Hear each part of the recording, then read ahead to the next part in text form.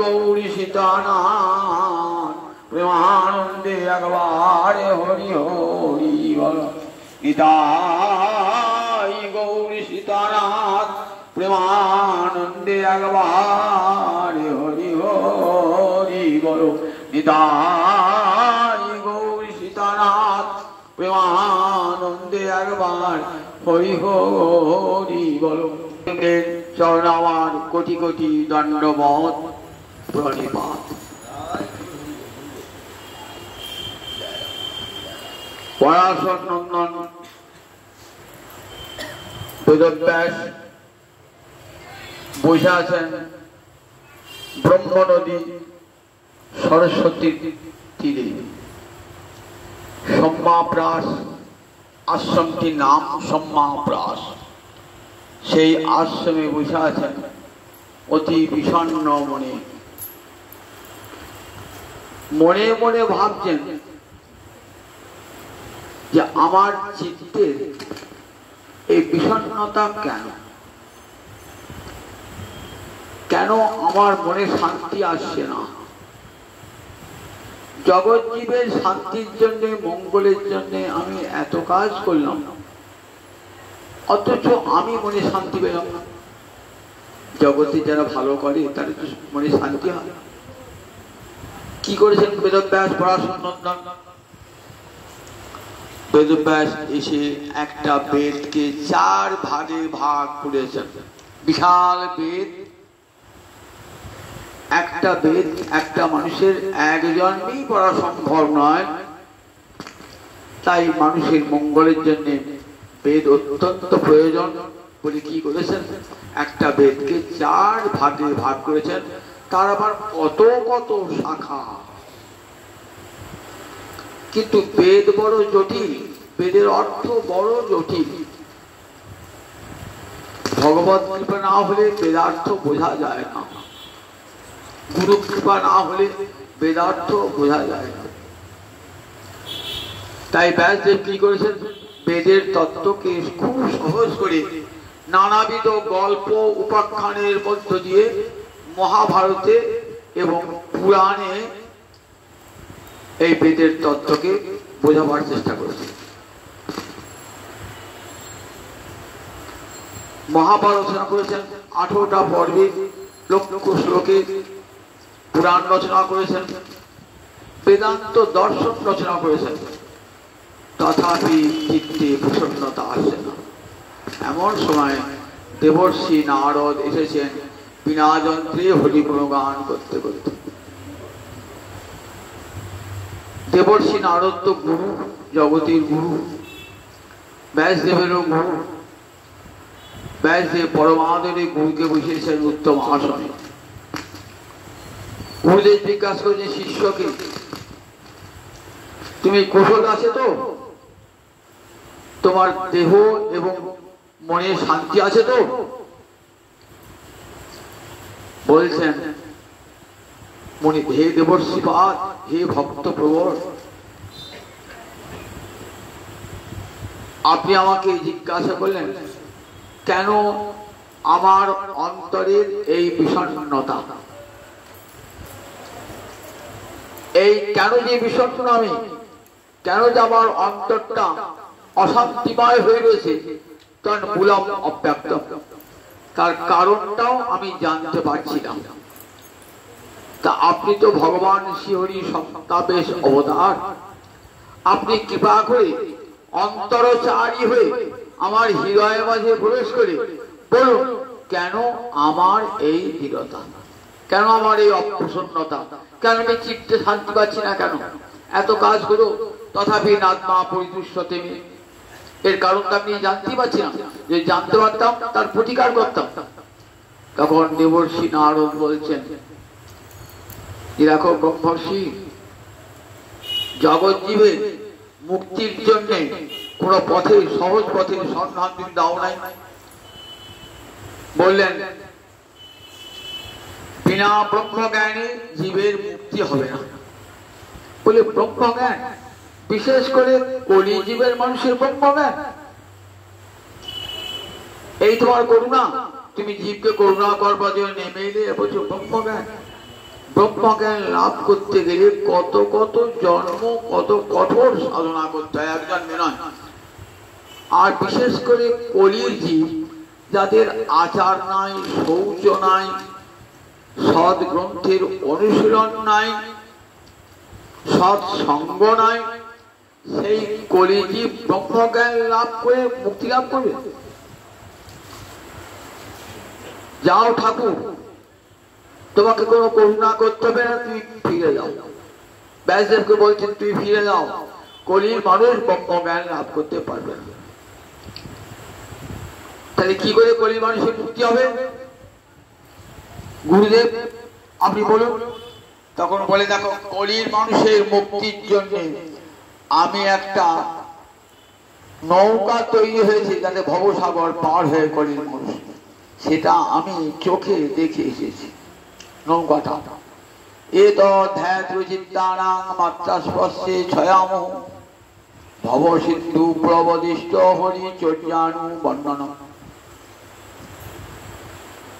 এতৎ ধ্যাত্রচিত্তানাং, এতৎ হি আত্রচিত্তানাং, এই সন্ধিবদ্ধ করে হয়েছে এতৎ ধ্যাত্রচিত্তানাং। আতুর চিত্ত মানে আকুল চিত্ত। কলির মানুষ একাদশ ইন্দ্র দিয়ে পঞ্চ বিষয় ভোগ করতে চায়।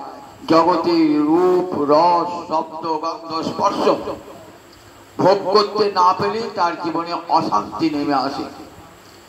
সেই কলির মানুষের মঙ্গলের জন্য একটা সহজ উপায় আমি দেখেছি। ব্যাসদেব বলছি, বলুন গুরুদেব কি সেই উপায়? বললেন হরি চর্যানু বর্ণনা। কলির জীব ব্রহ্মজ্ঞান লাভ করতে পারবে না, তুমি কলির জীবকে শিব ভগবানের লীলা কথা শ্রবণ করা। বলেন আমি তো মহাভারতে পুরাণে ভগবান শ্রীহরির লীলা কথা শুনেছি। বললেন সেটি গৌণ ভাবে, অপ্রধান ভাবে তুমি মূলত ধর্ম, অর্থ, কাম, মোক্ষ এই চারটে পুরুষার্থের কথা বলতে গিয়ে প্রসঙ্গক্রমে হরি কথা বলে, কিন্তু হরি কথাকে মুখ্য করে বিশেষ করে ব্রজের যে অমৃতময় লীলা সেটি তো বর্ণনা করো নাই। ব্রজের যে অপূর্ব লীলা গোবিন্দের, সেই লীলা কথা তো বর্ণনা করো নাই। মহাভারত বর্ণনা করো নাই, অন্যান্য পুরাণও আমাকে বর্ণনা করো নাই। বিস্তার করে দেখো, যে কথা শ্রীহরি লীলা বর্ণনা করে না সে কথায় যতই রস থাক, ছন্দ থাক, অলঙ্কার থাক, সাধুরা সে কথা শোনেন না। সেটা কাকতুল্য বায়ুস্তিত্ব। আপনার বাড়িতে ভোজ হয়েছে, ফেলে দিয়েছেন পাতা, সেখানে কারা বসবে? কাকেরা এসে উড়ে খায়। বলে দেখো, ধর্ম, অর্থ, কাম, মোক্ষের কথা হরিভক্ত শ্রবণ করেন না, তারা কোথায় থাকেন? বললেন তারা মানস সরোবরের হংস। মানস সরোবরের হংস মানে আপনার বাড়িতে ইঁদুর ডোবায় বিচরণ করতে আসবে না। স্বর্ণ কমলের বিনাল খায় তারা, মানস সরোবরের হংস। তাই যারা কৃষ্ণ ভক্ত তারা কৃষ্ণ প্রেম সাগরে, লীলা সাগরে বিচরণ করেন। তারাই ধর্ম, অর্থ, কাম, মোক্ষের কথা শুনতে আসবেন না। তাদের জন্য শোনাও অমৃতময় লীলা, বিশেষ করে ব্রজের অমৃতময় লীলা কথা শ্রবণ করা। জগৎ জীব সেই কথা কান পেতে শুনবে আর সংসার সাগর অনায়াসে পার করে যাবে। নিজের জীবনের কথা বলছেন। দেখো, আমি পূর্বজন্মে ছিলাম এক দাসীর পুত্র। আমার মা পরের বাড়িতে শ্রীগিরি করত, পরিচারিকার বৃত্তি করত, নারদের মা। তা মা যে বাড়িতে পরিচারিকা কাজ করত সেই বাড়ি এক সাধুর বাড়ি, গৃহস্থর পরম সাধু। সেই সাধুকে কে আসতেন? ঋষিরা আসতেন বর্ষাকালে চাতুর্মাস্য ব্রত কাটাতেন। এই চাতুর্মাস্য ব্রত শুরু হয়ে গেছে কবে থেকে বলুন দেখি? শয়ন একাদশী থেকে চাতুর্মাস্য ব্রত শুরু হয়েছে। ভগবানের শয়ন, দেবতাদের শয়ন।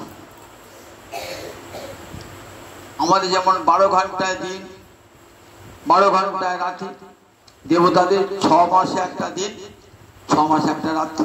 এবার রাতে এসে দেবতাদের ঘুম এসে গেছে। সূর্য যখন কর্কট রাশি থাকে, সূর্যের গতিপথ দক্ষিণ দিকে, এখন উত্তর দিকে না দক্ষিণ দিকে, এই সময় আরম্ভ হয় চাতুর্মাস্য ব্রত। 4 মাস এই ব্রত হবে। উত্থান একাদশীতে আমার দেবতারা একে একে সব উঠবে। এই সময় ঋষিরা কি করতেন? বর্ষাকাল, এই সময় তারা বনে জঙ্গলে গুহায় থাকতেন না, লোকালয়ে চলে আসতেন। কোন গৃহে আশ্রয় নিতেন? সদাচারী সাধুর গৃহে আশ্রয় নিতেন। সেখানে ভিক্ষা করতেন। ভিক্ষা করে ভিক্ষালব্ধ অন্ন গোবিন্দ সেবায় লাগাতেন। সেই অন্ন ভক্তগণকে পরিবেশন করতেন, নিজেরা গ্রহণ করতেন। অবসর সময়ে হরিকথা শ্রবণ করতেন। এই বর্ষার 4 মাস হরিকথা শ্রবণ করে কাদিকে শোনাতেন। যারা গৃহী, যারা হরিকথা শোনবার সুযোগ পায় না, ঋষিরা এত করুণাময়, তারা এসে এই চাতুর্মাস্য ব্রতে হরিকথা শোনাতেন সমস্ত গৃহীগণকে। মহান্ত স্বভাবে তাড়িতে পামর, নিজ কার্য নাই তবু জান তার খবর। আমিও মায়ের সঙ্গে কি করতাম, তাদের, আমি তখন খুবই ভালো, 5 বছরের ভালো, আমি কিছুই বুঝতাম না। আমি মায়ের পাশে বসে বসে শুনতাম। ঋষিরা এমন দয়ালু, বলেন না তুমি ছেলে, তুমি কি পাঠ শুনবে, তুমি খেলা করো, বলেন নাই, বরং আমি বুঝে বুঝে শুনেছি, আমাকে অনুমতি দিয়েছে। সেই হরিকথা শুনছে। আমার বলা, মা ঋষিদের প্রসাদ তুমি তো খাও, আমি একটু খাবো। বলে ঋষিদের কাছে অনুমতি নাও। ঋষিদের কাছে অনুমতি নিয়ে তাদের প্রসাদ খেলাম। অবশিষ্ট ভুক্ত শেষ খেলাম, বৈষ্ণবের ভুক্ত শেষ। আমার হৃদয়ে সব পাপ নির্মূল হয়ে গেল। হরিকথা শুনবার যোগ্যতা লাভ আমার হলো। ঋষিরা 4 মাস হতে হয়, উত্থান একাদশী পর সব চলে গেলেন। বলো আমি থাকবো, বেশ 4 মাস বসে হরিকথা শুনলাম, এবার অমৃতময়ী কথা শুনবো কোথায়? আমাকে নিয়ে চল। বললেন না, তোমার এখন যাওয়ার সময় হয় নাই। কেন সময় হয় নাই? তোমার মা রয়েছেন ঘরে, মাকে সেবা করতে হবে। তোমাকে কানে মন্ত্র দিয়ে যাচ্ছি, তুমি কৃষ্ণ মন্ত্র জপ করো। ঋষিরা কানে মন্ত্র দিয়ে গেলেন। নারদ সেই মন্ত্র জপ করেন। জপ করে হবেন কত দিনে আমি সেই ভগবত ভক্তি লাভ করব, কৃষ্ণ ভক্তি লাভ করব, অন্তরে প্রবল আকাঙ্ক্ষা। একদিন শুনলেন হঠাৎ তার জননী সন্ধ্যাবেলা গোদহন কার্য গিয়েছে, একটা গাভীকে দহন করতে গেছে। প্রতিবন্ধে সর্পদংশনে মায়ের মৃত্যু হয়ে গেছে। একটু কান্নাকাটি করলাম বটে, কিন্তু ভাবলাম এ আমার গোবিন্দের পরম অনুগ্রহ। আমার পুরানা মন গোবিন্দে চলে গেছে, 1 আনা যায় নাই, মায়ের জন্য ছিল। গোবিন্দ আমার 16 আনা মনই নেবেন বলে আমার মায়ের মৃত্যু ঘটালেন। মায়ের সমস্ত ক্রিয়াকর্ম আমি করলাম, করে আমি পাগলের মতো ছুটতে লাগলাম। কতদিন আমার কৃষ্ণ দর্শন হবে? পাগলের মতো ছুটছি, এখান সেখান খুঁজলাম। কোথায় বনমালীকে, বনে বনে খুঁজো বনমালীকে, বনবিহারীকে দেখতেই পেলাম না। তখন ভাবলাম, ঋষিরা বলেছিলেন অনুসন্ধানে কৃষ্ণ পাওয়া যায় না, মানে জ্ঞানে, জ্ঞান মানে তো অনুসন্ধান, খোঁজা। অনুসন্ধানে ভগবানকে পাওয়া যায় না, ভগবানকে পাওয়া যায় একমাত্র ভজনে। তীর্থে তীর্থে ঘুরে বেড়ালেও ভগবানকে পাওয়া যায় না, বনবাস করলেও ভগবানকে পাওয়া যায় না, গেরুয়া পোশাক পরলেও ভগবানকে পাওয়া যায় না, স্বর্গে গমন করলেও ভগবানকে পাওয়া যায় না। ভগবানকে পাওয়া যায় একমাত্র ভজনে। মনে রাখবেন, ভজন ছাড়া ভগবানকে পাওয়া যাবে না। তীর্থে তীর্থে করুন, আর যত পুণ্য কর্মই করুন, ভজন ছাড়া কৃষ্ণ কখনো প্রাপ্তি সম্ভব না। তখন একটি নদীর তীরে বসে আমি কঠোর তপস্যা ভজন করতে লাগলাম। হে গোবিন্দ, আমায় কৃপা করো, আমাকে দেখা দাও বলে কাঁদছি, নয়ন জলে মুখ ভাসে। এমনি করে কতদিন কেটে গেল। গোবিন্দ একবার দেখা দিলেন আমার হৃদয় মাঝে। দেখা দিয়ে বললেন যে নারদ, এ জন্মে তুমি আমাকে পাবে না, পর জন্মে তুমি আমাকে পাবে। এই জন্মে মানে এই কল্পেতে তুমি আমাকে পাবে না, পরের কল্প। কল্প মানে ব্রহ্মার একটা দিনে একটা কল্প। সত্য ত্রেতা দাপর করি এমনি করে চতুর্যুগ, ৭১ চতুর্যুগে এক মন্বন্তর, ১৪ মন্বন্তরে ব্রহ্মার একটা দিন। এই একটা দিন মানে একটা কল্প। এইবার রাত্রে ব্রহ্মা ঘুমিয়ে পড়ে, তখন প্রলয় হয়। এই এক কল্পের একটা কল্প আমার কেটে গেল। পরের কল্পে আমি পার্শ্বদ দেহ লাভ করলাম, ভগবান শ্রীহরির সান্নিধ্য লাভ করলাম, গোবিন্দের সান্নিধ্য। বললাম, প্রভু আমি যেন তোমাকে কোনোদিনই না হারাই, সব সময় যেন তোমার সঙ্গে থাকে। বললেন, তাহলে নারদ একটা কাজ অবলম্বন করো, একটা উপায় অবলম্বন করো, যে উপায় অবলম্বন করে আমাকে আর কোনোদিন হারাতে হবে না। বলে, সেই উপায় কি? তা বললি, তুমি বিনা যন্ত্রে হরে কৃষ্ণ কৃষ্ণ কৃষ্ণ হরে হরে, হরে রাম রাম রাম হরে হরে, এই নামকে অবলম্বন করো, নামাশ্রয়ী হও। তাহলে কোনদিন কৃষ্ণ হারাবার ভয় থাকবে না। না হং তিষ্ঠামি বৈকুণ্ঠে যোগিনাং হৃদয় নচ, মদভক্তা যত্র গায়ন্তি তত্র তিষ্ঠামি নারদ। শোনো নারদ, আমি বৈকুণ্ঠে থাকি না, আমি যোগীর হৃদয়ে থাকি না। তাহলে তুমি থাকো কোথায়? যেখানে আমার ভক্ত গুণগান করছে সেখানে। তাই কণ্ঠে হরিনামকে রাখুন। হরিনামকে কণ্ঠে রাখলে আর কোনদিন হরিবিরহ সহ্য করতে হবে না। ব্রজগোপীরাও জগৎকে দেখিয়ে গেছে।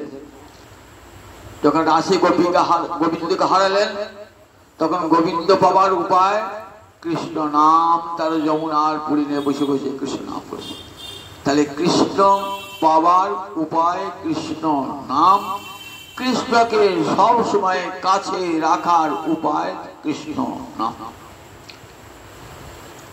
শোনো দেবর্ষিপাদ, তুমি জগৎকে শোনাও ভগবানের সেই অমৃতময় লীলা, যা জগতের জীব কান পেতে বসে বসে শুনবে। বিশেষ করে কলির মানুষ, যাদের কোনো শৌচ আচার তপস্যা কিছুই নাই, দেহের শুদ্ধি নাই, মনের শুদ্ধি নাই, ইন্দ্রিয়ের শুদ্ধি নাই, সেই মানুষ ব্রহ্মজ্ঞান লাভ করবে। কিন্তু হরিকথার এমন মহিমা, দেহ মন ইন্দ্রিয় সব শুদ্ধ করিয়ে দেবে চেত দর্পণ মার্জন। ঝাড় দিলে যেমন সব ময়লা দূর হয়ে যায়, হরিকথা হলো মার্জনী, সব মার্জনী, সব হৃদয়ের ময়লা দূর হয়ে যাবে হরি নামে হরিকথা। তুমি জগৎ জীবকে শোনাও। কি করে শোনাবো? লীলা দর্শন করো, ধ্যানেতে দর্শন করিয়ে সেই লীলা জগৎকে শোনাও। সমাধি না তম অনুস্মর, তুমি কৃষ্ণ নাম করতে করতে সমাহিত হয়ে যাও। সমাহিত হয়ে সেই গোলক বৈকুণ্ঠের বৃন্দাবনে লীলা দর্শন করো।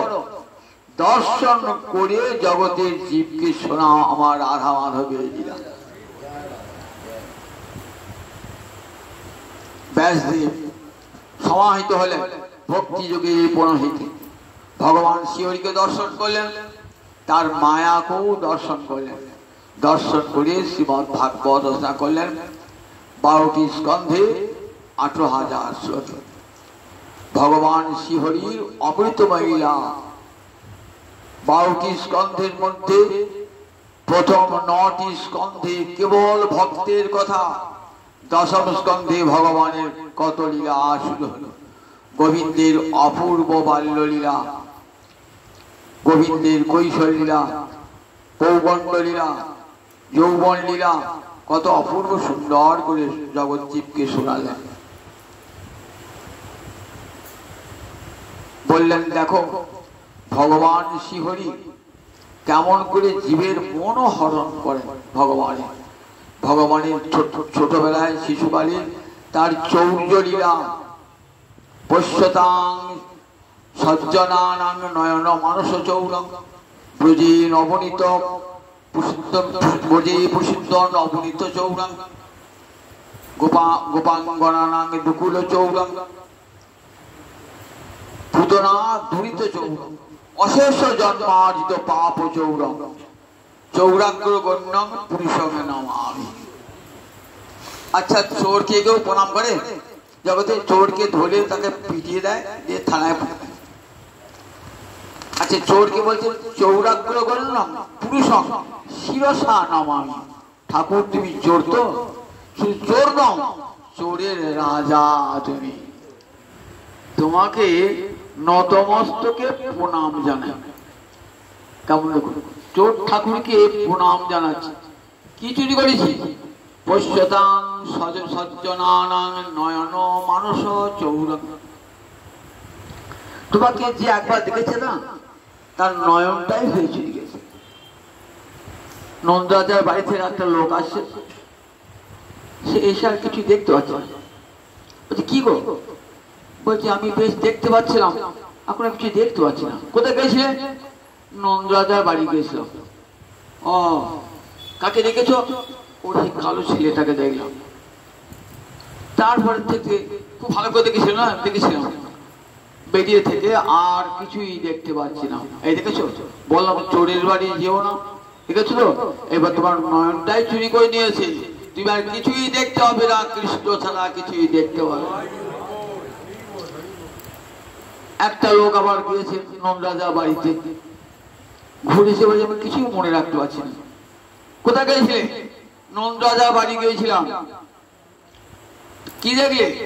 ও নন্দরাজার কালো ছেলে থেকে খুব ভালো করে তাকিয়ে দেখছিলাম। মন্দির দেখেছিলে? বলে হ্যাঁ। ওই দাও, তোমার মনটাও চুরি হয়ে গেছে, তোমার মনটাও চুরি হয়ে গেছে। ও মন আর ফিরে পাবে না, ও ভয়ঙ্কর চোর, জানো তো? যেও না।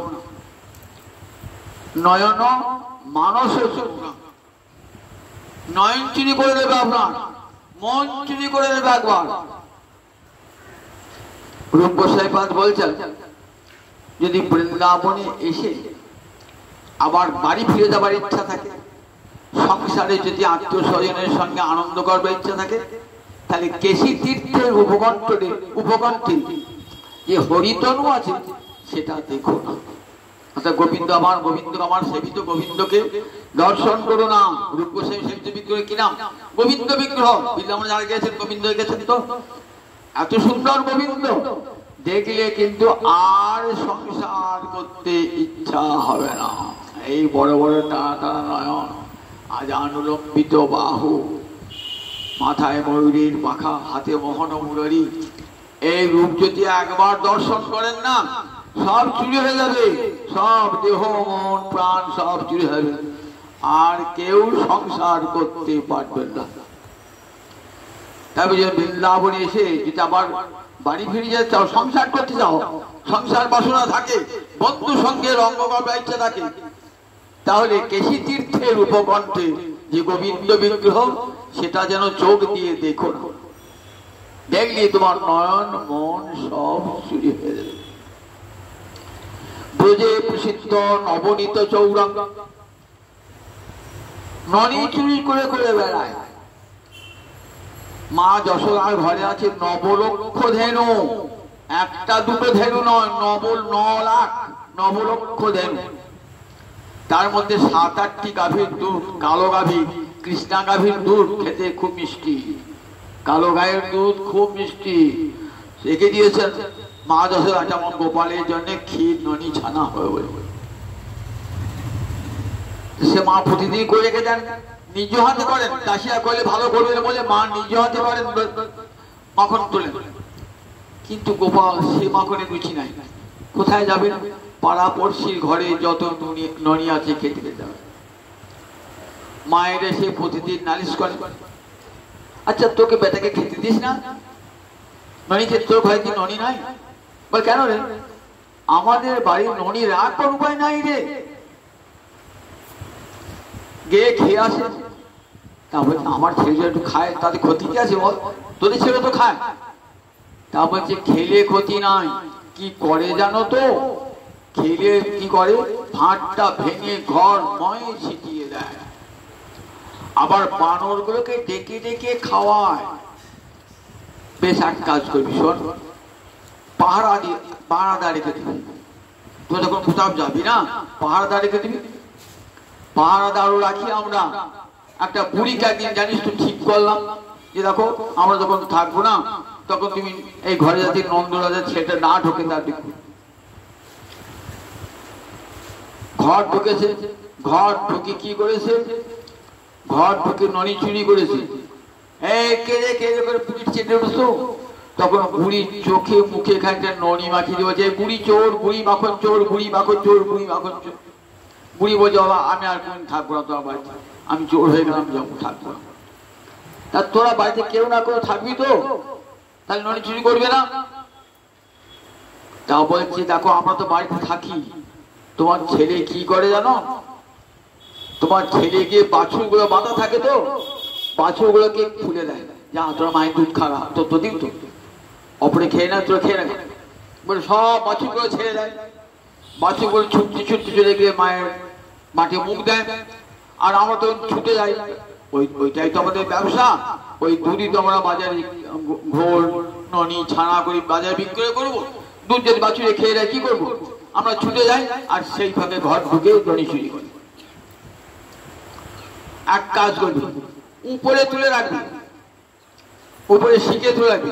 উপরেই রাখি মা, উপরেই রাখি। তোমার ছেলেকে উপর উঠতে হয় না, ও তুই কোপায় কি করে উঠবে? কোপা বলে জানো না, একটা উঁচু ফলের উপরে ওঠু, তারপরে ছেলেকে তুলে, তারপরে ছেলেকে তুলে, তারপর ছেলেকে, তারপর উপরে একবার জলের সর্দার, তারপর উপরে উঠে পড়ে কি করে জানো? লাঠি দিয়ে ওই বাটির ভাতটা ভাঙে, আর বলে তোরা খা, যত খুশি খা বলে ননি খাই। এক কাজ করবি, অন্ধকার ঘরে রাখবি। অন্ধকার ঘরেই তো রাখি মা, অন্ধকার ঘরটা তাহলে কি করে চুরি করে? বলে অন্ধকার ঘরে দেখতে হয় করে?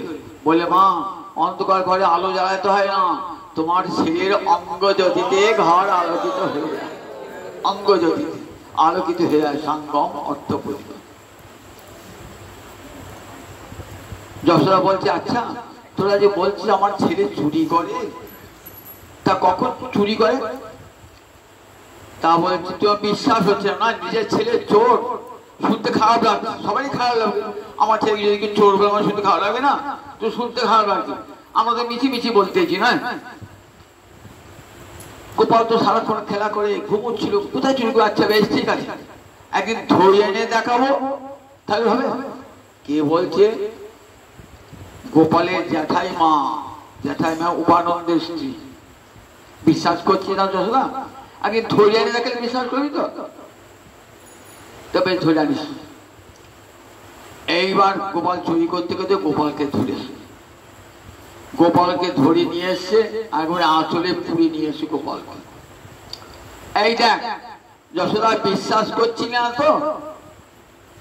তোর ছেলে দেখ, আমি আবার হাতে না ধরেছি ছেলেকে, রাস্তা থেকে ধরে নিয়েছি নয়। কোথায় রাস্তা থেকে?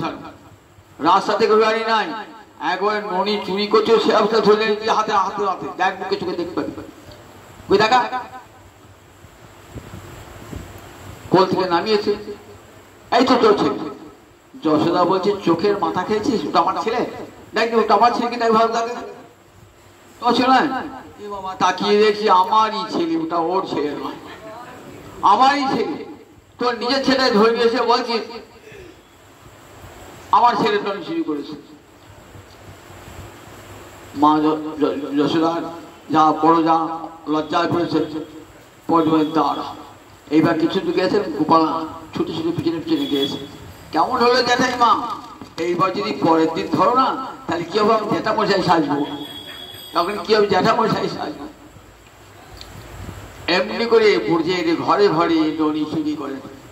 ব্রজে প্রসিদ্ধ নবনীত চৌরা গোপাঙ্গনানাং দুকুলে চৌরম পুতনা দুরিত চৌরম।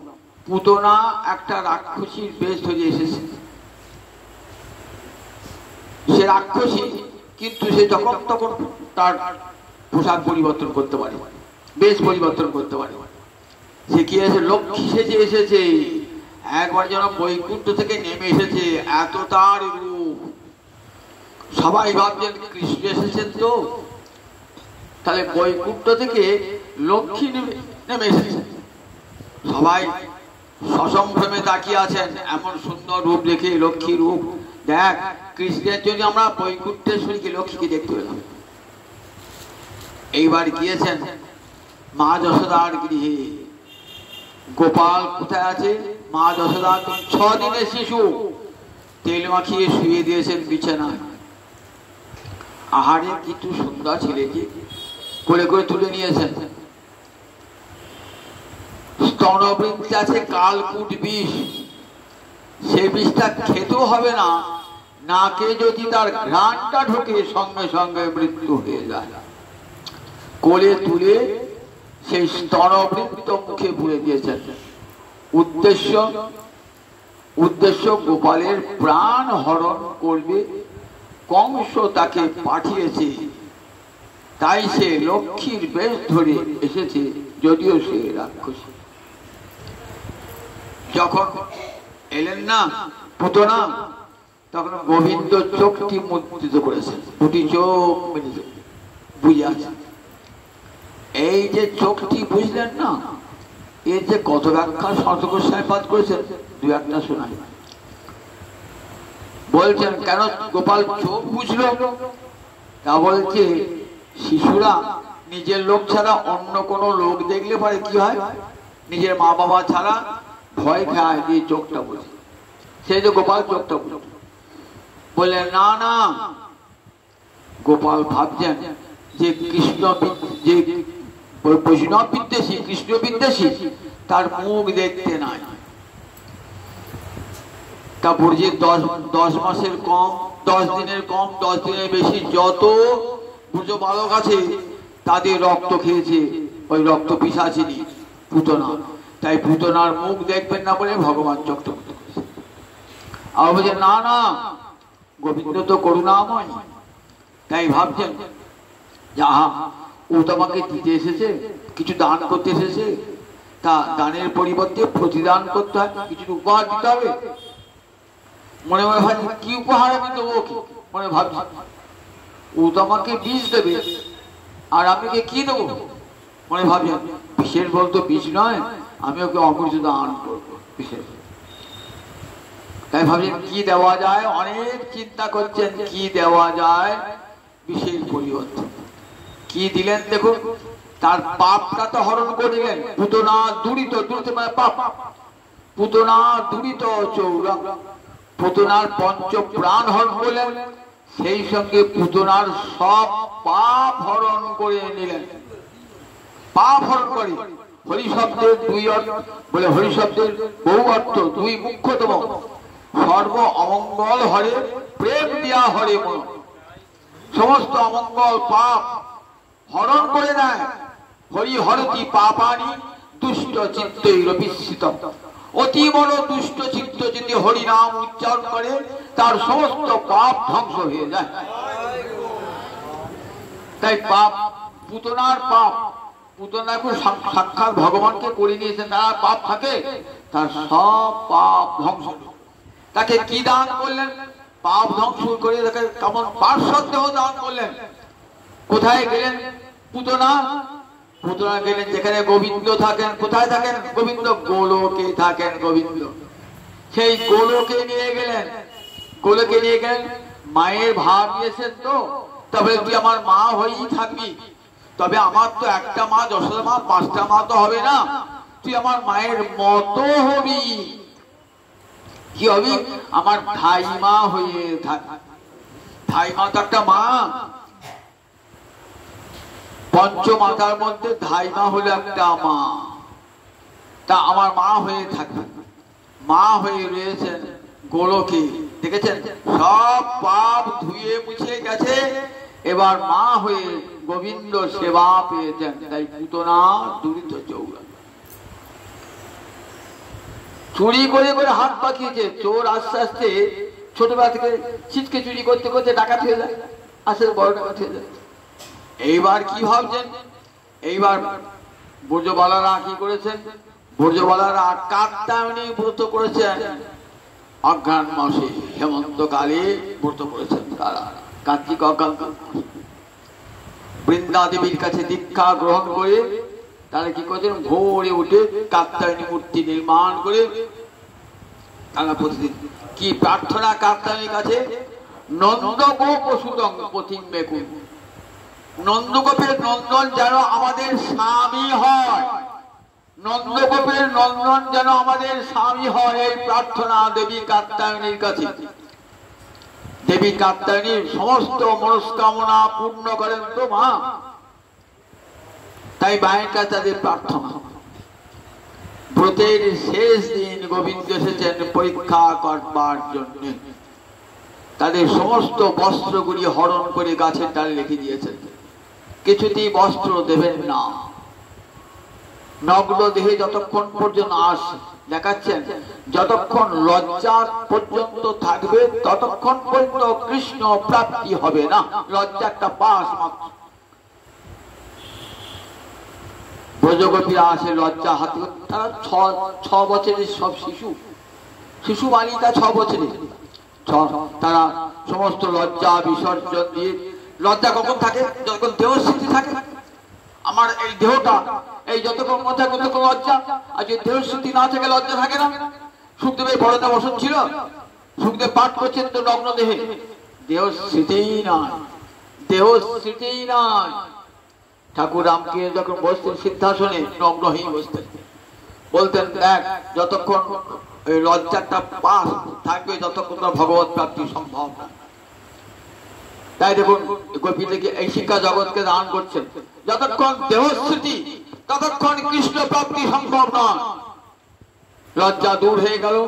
ব্রজগোপীরা বললেন আগামী পূর্ণিমা রজনীতে তোমাদের সঙ্গে আমার মিলন হবে। তাই তো রাধিকা সেদিনই তার প্রতিশ্রুতি দিলেন, যাও ব্রজবালারা তোমাদের সঙ্গে আমার মিলন হবে। এমনি কিন্তু ব্রজবালা না দুকুল চৌরা, ব্রজবালার দুকুল চুরি করলেন। চুরি করে করে চুরি করে করে ভাগটি পাঠিয়েছেন তো, এইবার চুরি করবেন রাসের দিনে। কি চুরি করবেন? রাধা রানীর হৃদয় চুরি করতে হবে। রাধিকায়া হৃদয় চৌরা, রাধা রানীর হৃদয় চুরি করতে হবে। কি করে চুরি করবেন? যতবার চুরি করতে যান, কেন চুরি করবেন? কেন?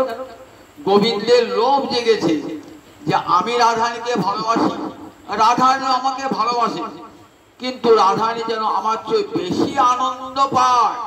কি করে আনন্দ পায়? রসশাস্ত্রে বলে নায়ক এবং নায়িকার মধ্যে ভালোবাসা জন্মালে দুজনাই সমান আনন্দ পায়। দোহার যে সমরস ভরত মুনি মানে আমার ব্রজের রস সেও নাহি জানে। আদি রসশাস্ত্র রচয়িত হলেন ব্রহ্মা, ভরত মুনি। ভরত মুনি হলেন আদি রসশাস্ত্রের স্রষ্টা। সেই ভরত মুনি বলেছেন দোহার যে সমরস, নায়ক নায়িকা পরস্পর পরস্পরকে ভালোবাসে, দুজনের সমান আর সমরস, কিন্তু আমার ব্রজের রস সেও নাহি জানে। বলেন এই ব্রজের রসের কথা জানা প্রাকৃতিক জগতে হয়, অপ্রাকৃতিক জগতে ভক্তের বেশি আনন্দ হয় ভগবানের চেয়ে। ভক্তের বেশি আনন্দ হয়। ভগবান ভাবছেন আমিও তো ভালোবাসি, কিন্তু রাধা রানীর মনে কেন এত অপার আনন্দ হয়, আমি তো আনন্দ পাই না। কইছন রাধা প্রেমা, কইছন মধুরিমা, কইছন সুখেতি হব। রাধারানীর প্রেমটা কেমন আমাকে জানতে হবে। শিরারায়া পুনঃহিমা কিরিশ, তা রাধারানীর প্রেম জানবে কেমন করে? প্রেম তো মানুষের হৃদয়ে থাকে, সেটা সেটা জানবে কেমন করে? জানতে গেলে হৃদয়টা চুরি করতে হবে। তো হৃদয়টা চুরি করতে হবে। তাহলে হৃদয় রাধারী হৃদয়টা চুরি করবেন কেমন করে? যেখানে রাধারী হৃদয় প্রেম লুকিয়ে রেখেছে, হৃদয় সিন্ধুকে প্রেম মহাভাব লুকিয়ে রেখে দিয়েছেন। সেটা কাউকে দেবেন না, গোবিন্দকেও দেবেন না। গোবিন্দ কতবার চেয়েছেন দেবে আমাকে মহাভাব, বললেন আমার সম্পদ আমি তোমাকে দেবো কেন? যে সম্পদ আমি তোমাকে ভালোবাসি দেবো কেন? তাই দেয় কখন নিজের সম্পদ? যদি না দেয় তখন কি হয়? আপনি আমি আপনার বাড়ি গেলাম, একটা ভালো জিনিস দেখলাম, হলো হলো, চাইলাম দিলেন না, এবার আমি কি করবো? আমি চুরি করবো। গোবিন্দ ভাবছেন তাহলে চুরিটা করতেই হবে। যতবার চুরি করতে যাচ্ছেন ধরা পড়ে যাচ্ছে। ব্যাংক ডাকাতি করতে গেলে ব্যাংকের সামনে প্রহরী থাকে, আলো থাকে, ধরা পড়ে যাবে তো। এখানে অষ্টমহাশক্তি রাধায় দেখিয়ে আছেন, ললিতা বিশাখা, তার অঙ্গ জ্যোতিতে আলোকিত হয়ে রয়েছেন সব প্রহরী, কত মঞ্জরি, কত কোটি কোটি সখী। যতবার রাধা রানীর ওই হৃদয় চুরি করতে যাচ্ছেন ধরা পড়বে, ধরা পড়বে, ধরা পড়বে যাচ্ছে। এত পাকা চোর হয়ে পাচ্ছেন। গোবিন্দ বলছেন আমি চুরি বিদ্যা হাত পাকি ছোটবেলা থেকে, চুরি আমি করবই করব। তোমাদের চোখকে ফাঁকি দিয়ে, পাকা চোর যত প্রহরী থাকুক না, চোখকে ফাঁকি দিয়ে, পুলিশের চোখকে ফাঁকি দিয়ে, প্রহরীদের চোখকে ফাঁকি দিয়ে চুরি করবে। তাই কি করে চুরি করবে? দেখুন চুরি করার কৌশলটা নিলেন। যতবার যান কালো রং ধরা পড়ে যায়, তো আলো জ্বলছে, কালো রং ধরা পড়ে যাবে না? তখন ভাবছেন আবার রংটাই হয়েছে কাল, এই রংটার জন্য আমি ধরা পড়ে যাচ্ছি, তাই রংটা আমাকে পাল্টাতেই হবে। কি করে রাধারানীকে রংটা চুরি করি? রাধারানীর রংটাকে চুরি করে নি। রাধারানীর রংটা চুরি করেছে। রাধারানীর রং চুরি করতে পারে কেউ? এই যে কোনো ফর্সা মানুষের রং যদি কালো মানুষ চুরি করতে পারে? কেউ চুরি করতে পারে না। তাহলে গোবিন্দ রাধারানীর রংটা চুরি করি কি করে? তা বলছেন দেখো, এই জগতের মানুষ রাম শ্যাম দুটো পৃথক বস্তু, তাই রাম শ্যামের রং চুরি করতে পারে না, শ্যাম রামের রং চুরি করতে পারে না। কিন্তু রাধা গোবিন্দ, রাধা কৃষ্ণ এক আত্মা দুই দেহ ধরি, অন্যান্য বিরসয় রসের আস্বাদন করি। রাধারানী আর কৃষ্ণ তো আলাদা নন, এক গোবিন্দই দুটো হয়েছে, দুটো হয়েছে বৃন্দাবনে। গোবিন্দ গোবিন্দ একাংশে গোবিন্দ, একাংশে রাধারানী। তাই ভাবছেন ওই রাধারানী যে পৃথক রংটা ওটা আমি দিয়েছি, তো ওটা আমি আবার চুরি করে নেবো, চন্দ্র চুরি করে নেবো। তাই কি করলেন? রাধারানীর রংটা চুরি করে দিয়েছে। রাধারানী গৌরবর্ণ চুরি করে দিয়েছে। এবার তো চুরি করে আর ধরা পড়বে না। কিরকম দেখুন, একটা উদাহরণ দিই। একটা লোকের বাগান, খুব সুন্দর বাগান, বাগানে বড় বড় আম হয়, সুন্দর আম। একটা লোক চুরি করতে যায়, রোজ চুরি করতে যায়। ধর বাড়ি মালি আছে একটা, সে কুড়ে ঘর আছে, একটা মালি একটা ছোট্ট জানলা আছে, তাকিয়ে তাকিয়ে তাকে একবার মার ঢুলে ওঠে, ওই দাঁড়া মারি, তোকে খাকাবো, মা এই আম আমি খাবি, আম খাবি, দেখি তুই কেমন ধরতে পারি। ধরা পড়ে যায়। তো একদিন কি করেছে দেখছে, বাবু কি পোশাক পরেছে, বাবু সুন্দর ধুতি পাঞ্জাবি পরেছে, হাতে একটা লাঠি, হাতে একটা ব্যাগ। বাবু বাড়িটা কোথায়? বাবুর পিছনে বয়ে যাচ্ছে, আর কিছুই জানেন, নিরীহ ব্যক্তির মতো। গিয়ে দেখছেন বাবু একটা বাড়িতে ঢুকলো। বাবু কোন ঘরটায় থাকে, কোথায় ওই জামাটা ছাড়ে, ধুতিটা ছাড়ে, লাঠিটা কোথায় রাখে, ব্যাগটা কোথায় রাখে, সব রেখে রেখে। গভীর রাত্রে করেছে কি, শীত কেটে বাবুর ধুতিটা, বাবুর এই পাঞ্জাবিটা, লাঠিটা সব চুরি করেছে। চুরি করে কি করছে, ওই ধুতি পরে, ওই পাঞ্জাবি পরে, ওই লাঠি হাতে নিয়ে ব্যাগটা হাতে নিয়ে ঠিক বাবু সেজে, বাবু আসবেন 4টের সময়, বাবু আসে আড়াইটে 3টের সময় ঢুকে পড়েছে।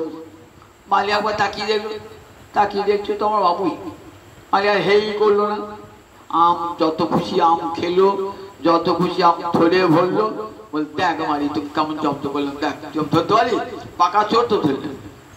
ঠিক তেমনি গোবিন্দ কি করে রাধারানী রংটা চুরি করে নিয়েছে, রংটা চুরি করে রাধারানী মহাভাবটা চুরি করে নিয়েছে, আর তোকে ধরতেই পারলে না। এইবার দেখলে ধরা পড়ে যাবো বৃন্দাবনে থাকে পরে, ডাকাত যদি দেখে বড় ডাকাত গেছে সেখানে ডাকাত থাকে না, ধরা পড়ে যাবো, কোথায় যাবো, আর বৃন্দাবনে থাকবো না, কোথায় যাবো? চলে এলেন নবদ্বীপ, চলে এলেন, বলেন এই রূপটা থাকলে তো হবে না, রূপটা পাল্টাতে হবে, ন্যাড়া মাথা করতে হবে, গেরুয়া বসন করতে হবে, ধরতেই পারবে না। দেখেন না অনেকে ডাকাতি করে সাধু হয়ে যায়, ঠিক গোয়েন্দা কিন্তু হয়ে ফেলে, টককে টকে হয়ে ফেলে, সাধু সেরেছো তুমি, চোর চুরি করে ডাকাতি করে খুঁজতে খুঁজতে নবদ্বীপ এলেন। কে এলেন? সর্বদামোদর, রাম রায়, এরা খুঁজে খুঁজে বেড়াচ্ছেন, এরা সব ললিতা বিশাখা সখী তো, আমার রাধারানী ভাবকান্তি কে চুরি করলো? খুঁজতে খুঁজতে দেখলে ওখানে পালিয়ে, নবদ্বীপ থেকে পালিয়েছে, কোথায় পেয়েছে? নীলাচলে। ও বাবা, আবার নীলাচল পালিয়েছে, সেখানে ছুটতে গেলে নীলাচলও নাই, কোথায় গেছে? দক্ষিণে গেছে, গোদাবরী নদীর তীরে। রাম রায় বলে আমি আছি, ভয় নাই, ঠিক আমি ধরে ফেলবো, দাঁড়াও। রাম রায় চান করতেছেন গোদাবরীর তীরে, দেখছেন এটা চেনা বলে মনে হচ্ছে আমার, চিনি অত চিনতে পারছি না। গৌরীয় বুঝতে পেরেছেন আমার বোধহয় রাম রায় ধরে ফেললে, রাম রায় বিশাখা সখী তো, রাম রায় ধরে ফেলেছে, বহুদিন রাধা নিচ্ছে না, ধরে ফেলেছেন, নিয়ে গেলেন। 10 দিন ধরে কত উপদেশ রাম রায়ের সঙ্গে, কত সাধ্য সাধন তত্ত্ব আলোচনা, দেখবেন চৈতন্য চৈতামৃতে মধ্য লীলায় 8ম পরিচ্ছেদে রায় রামানন্দ সংবাদ আছে। 10টি দিন ধরে কত কথাবার্তা হচ্ছে, সাধ্য সাধন তত্ত্ব হচ্ছে। দেখতে দেখতে রাম রায় বলছে, আচ্ছা তুমি কে বলো না? আমি তো একটা মায়াবাদী সন্ন্যাসী, বুঝতে পারছো? তুমি রোগ ভালো নাও, তুমি রোগ ভালো নাও, কেন রোগ ভালো? তুমি এলে যখন, তখন তোমার একটা রূপ দেখলাম, আবার কথা বলতে হবে তো রূপটা পাল্টে গেলে কি করে? পহিলে দেখিল তোমার সন্ন্যাসী স্বরূপ, তুমি দেখো সন্ন্যাসী, 24 বছর বয়সে সন্ন্যাসী, তারপরে দেখছি তোমার সঙ্গে সঙ্গে পট পরিবর্তন, এবং মুই দেখি তোমার শ্যাম্য রূপ, তো রংটা কালো হয়ে গেলে কি করে? এখন তোমার রংটা ছিল গৌরবর্ণ, শ্যামবর্ণ হলে কি করে? তুমি রোগ ভালো নাও, ছদ্মবেশ ধারণ করতে পারো না। রাম রায় তুমি ভুল দেখছো না, আরো কি দেখেছি শোনো। পहिले দেখিল তোমার সন্ন্যাসী স্বরূপ, এবং মুই দেখি তোমার শ্যাম গোপন, তোমার সম্মুখে দেখি কাঞ্চন পঞ্চালিকা, তার গৌরী কান্তে তোমার সর্বঙ্গ ঢাকা। দেখলাম তোমার সম্মুখে একটা সোনার পুতুল কাঞ্চন পঞ্চালিকা নাচতে নাচতে এলো, এসে তার সর্বঙ্গ দিয়ে, গৌরাঙ্গ দিয়ে তোমার অঙ্গটা ঢেকে দিল। বলো তুমি কে? বলো তুমি কে? বলছে রাম রায় তুমি মহাভাগবত তো, স্থাবর জঙ্গম দেখে না দেখে তার মূর্তি, যাহা যাহা নেত্র পড়ে তাহা কৃষ্ণ স্ফূর্তি। আমি একজন মায়াবাদী সন্ন্যাসী, দেখছো না মায়াবাদী পোশাক? বলছে পোশাকটা তুমি পরেছো, ওটা ছদ্মবেশ তোমার, তুমি সেই ব্রজের কৃষ্ণ রাধা রানীর প্রেম চুরি করে এনেছো, আমার সন্দেহ হচ্ছে, বলো তুমি কে সত্যিকার বলো। রাম রায় ধরে ফেলেছো নয়, শোনো তুমি যখন ধরেই ফেলেছো, আমি তোমাকে আমার আসল স্বরূপটা জানিয়ে দিচ্ছি। তবে হাসি হাসি প্রভু তারে দেখাইল স্বরূপ, রসরাজ মহাভাব দুই এক। দেখো আমি কে? রসরাজ গোবিন্দ আর মহাভাব স্বরূপিনী রাধারানী, দুইয়ের মিলিত মূরতি আমি গৌর হরি। এক অঙ্গে রাধা কৃষ্ণ, অন্তে কৃষ্ণ বহির্গোড়া রূপ ধরেছি। শোনো রাম রায়, এই কথা কাউকে যেন বলো না, মুখটা চেপে ধরেছে, বলো না, গোপন কথা বলো না কাউকে, গোপন কথা বলো না। তুমি একটা পাগল, আমি একটা পাগল, এই পাগলের প্রলাপ যেন কেউ জানতে না পারে। বিশাখা কথা পেটে চেপে রাখতে পারতো না, মেয়েরা কথা পেটে চেপে রাখতে পারে? মেয়েরা চেপে রাখতে পারে না, কথা পেটে চেপে রাখবে না।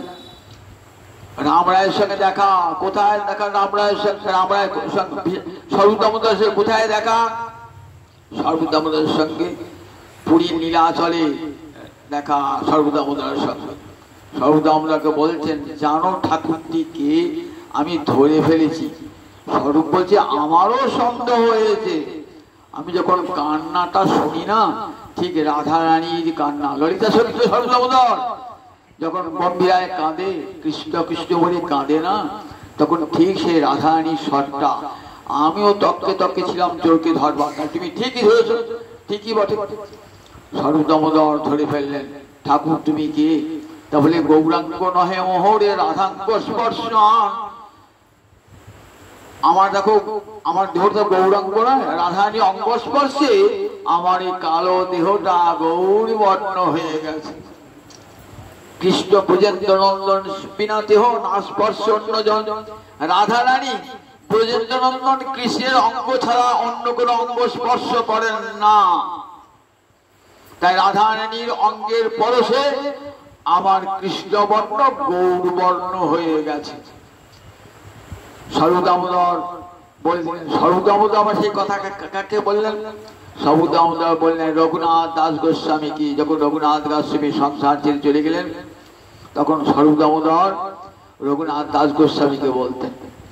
রঘুনাথ দাস গোস্বামী সেটি শুনে রাধাকুণ্ডে তীরে বসে কাঁদতেন, তো বসে বসে হা রাধে বলে। তুলসী মঞ্জরিত সেই জানেন, সব কথা জানেন রাধারানী। তিনি আবার কাকে বলেন? কবিরাজ গোস্বামী যখন কালো 22-23 বছর যুবক, তখন কবিরাজ গোস্বামীকে সব বর্ণনা করলেন। কবিরাজ গোস্বামী আবার কৃপা করে সেই চোরের কথা তুলে ধরলেন, চৈতন্য চৈতামূর্তি। দেখো সেই চোর আজ গৌরাঙ্গ হরি এসেছেন, যাকে দর্শন করলে পরে হৃদয় মন চুরি হয়ে যায়। রঘুনাথ দাস গোস্বামী পাল বলছেন, দেখো একবার যেই হ্যাঁ রে সে আঁখি রাতে নারী মনই উন্মাদন গোড়া চাঁদ। এক গোবিন্দ রূপের সাগর, রাধারানী রূপের সাগর, তুই এমনি আমার গৌরাঙ্গ রূপের মহাসাগর গৌরাঙ্গ হরি। সেই একবার যে দর্শন করবে, সেই কার সংসার করতে পারি, তার মন উতলা হয়ে যায়, উন্মত্ত হয়ে যায়। আমি কেন সংসার ছেড়ে যেন সত্যি দেখার মতো দেখতাম। যদি আমরা মাধবকে গোবিন্দকে দেখতাম, তাহলে সংসার করতে পারতাম না। ভগবান বলছেন, ব্রহ্মা বলছেন যে গোবিন্দকে দেখতে হয় প্রেমাঞ্জল ছুরিত ভক্তি বিলোচনে ন সন্ত সদৈব হৃদয়ে সুবিলক। প্রেমের কাজল মাখা নয়নে সাধুরা গোবিন্দকে দর্শন করতে পারেন, তাই তারা সব ছেড়ে দিয়েছেন, স্ত্রী পুত্র ঘর সংসার ছেড়ে দিয়েছেন, প্রেমের কাজল মাখা নয়নে দর্শন করছেন ভগবান শ্রীহরিকে। অঙ্গি উপাঙ্গে এত রূপ, সেই রূপের চরণে নিজেকে চিরকালের জন্য আত্মবিসর্জন দিয়ে দিয়েছেন। শরণাগতি, এই গোবিন্দ আমি তোমার হলাম, ওই রূপের যেন সেবা করতে পারি, সারাটা জীবন ধরে জন্ম জন্মান্তর ধরে যেন সেবা করতে পারি। এই আমার রাধা মাধব করুণা করে এসেছেন। রাধা মাধব সেই রূপ, এত অনন্ত রূপ, যে রূপ দর্শন করে রাধায় আর ঘর সংসার করতে পারেন নাই। যে জীবে কৃষ্ণানন্দ তার করে দু নয়ন বিধি হইয়া হেন বিচার। কেন দুটো নয়ন দিয়েছে? দুটো নয়ন দিয়ে কৃষ্ণ রূপ দেখা যায় না, কোটি কোটি নয়ন দিলে তবে কৃষ্ণ রূপ মাধুর্য অনুভব করতে। সেই রূপ রাধারানী আমার গোবিন্দ গৌরাঙ্গ হয়ে কি করে রাধারানীর হৃদয়ের মহাভাব কান্তি চুরি করে গৌরাঙ্গ পেলেন। জগৎ জীবকে দিলেন হরে কৃষ্ণ কৃষ্ণ কৃষ্ণ হরে হরে, হরে রাম রাম রাম হরে হরে। এই মহামন্ত্র জপ করুক বলে, এটা যুগের মুক্তির মন্ত্র। আর কান পেতে বসে বসে হরিকথা শ্রবণ করো, মানব জীবন ধন্য। জয় জয় নিতাই, জয় নিতাই, জয় জয় জয় রাম।